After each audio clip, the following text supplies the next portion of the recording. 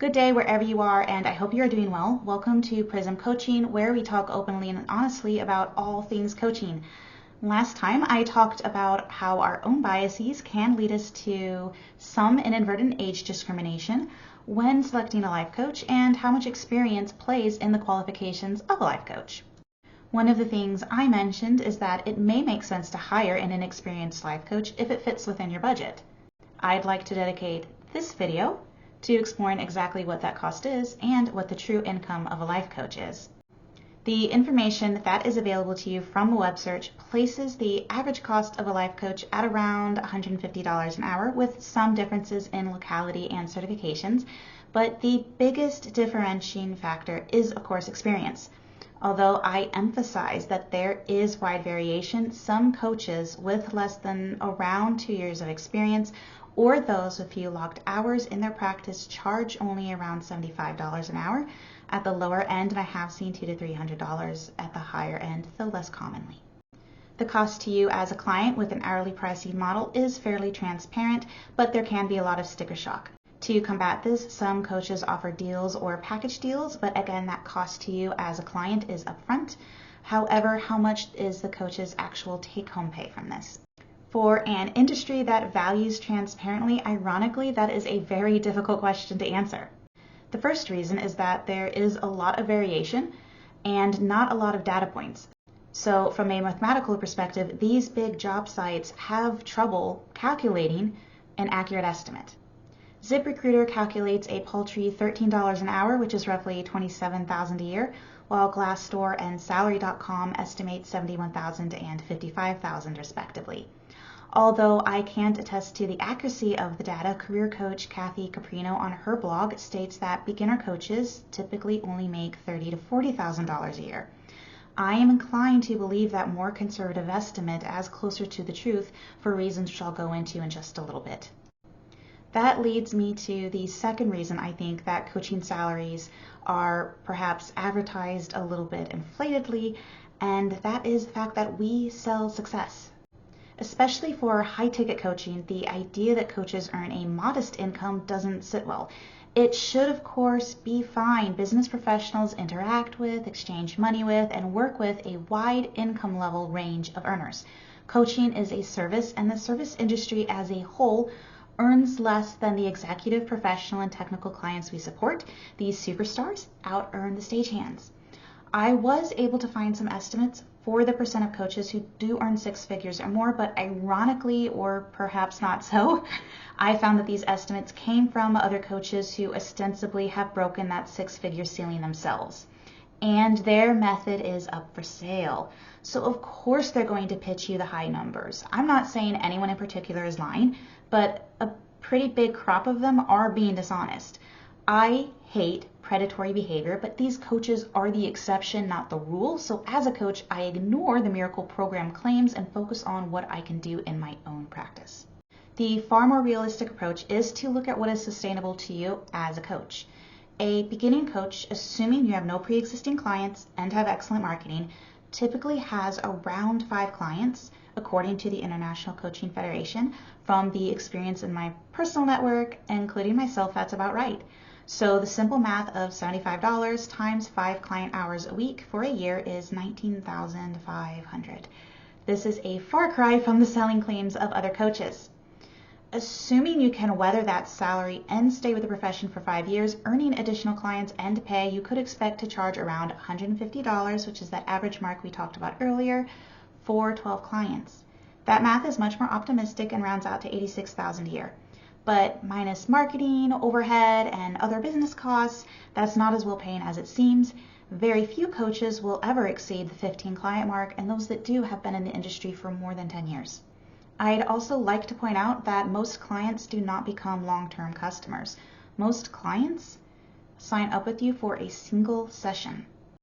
I wish I had more fidelity on how that impacts other coaches, but for my own practice, 75% of clients sign up for only a single session or do not renew their contract.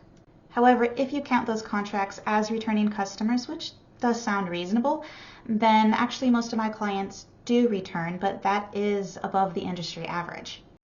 But regardless of my experience, the constant stream of advertising to acquire and replace clients demands very long weeks. So the caseload compared to other helping services is lower, but only the pay is lower, not the hours. As with many self-employed individuals, there's not paid time off or benefits either. And this really is the reality for coaches who have, quote unquote, made it already. So how do coaches support themselves for those first few years? Well, most of them, myself included, have or had another job. For me, it was 2.5 years. We are part-time entrepreneurs pursuing a passion while paying our bills. And unfortunately, you don't see this message on social media. Just because you have a product doesn't mean you have a business, and even if you have a business, it doesn't mean that you can quit your J job, at least not yet. Coaches are no exceptions to this. Other sources of income that often aren't disclosed are your spouse's or your partner's income, as well as any retirement or pension income. I've never seen a coach disclose this, but absolutely it's an important consideration if you're deciding if you can afford to make coaching your only source of income. Sometimes we also have other sources of revenue, such as a course that we've developed or a book that we've published, but for most of us, it will be another job. For me, I am fortunate that my primary job is also coaching, but I do it for a leadership consulting firm. That means that I'm not my own boss, but I am getting to do what I love and getting paid for it. I'm also fortunate that my niche is leadership, and executives who want leadership coaching do pay more than the industry average. That is the reason I had the financial freedom to quit my primary non-coaching job and open up my private practice. I also have some rough estimates for the other different niches of coaching, but please don't take any of this as gospel. I emphasize that, again, there's a lot of variation, and this list is not all-inclusive. There are many specialties that didn't return any job results, so I wasn't able to find salary or wage information. But coming in at the top is executive and leadership coaching. They are most frequently the target clientele for paying above $200 an hour, and just below them are your health and wellness and generalized life coaches, which are around that $150 an hour mark we talked about earlier. Slightly below average are Christian and other spirituality coaches at around $100 an hour, and then well below average are career coaches who earn only $45 an hour. Below that, you can find academic success coaching at around $25 an hour, and you can even find minimum wage coaching, which is often termed life skills coaching. Each of these specialties tends to have a very different clientele and a different employer, which drives these differences in pay wages.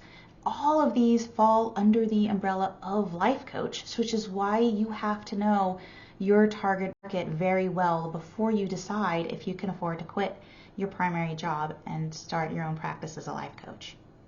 Before I go, I do have a word of caution.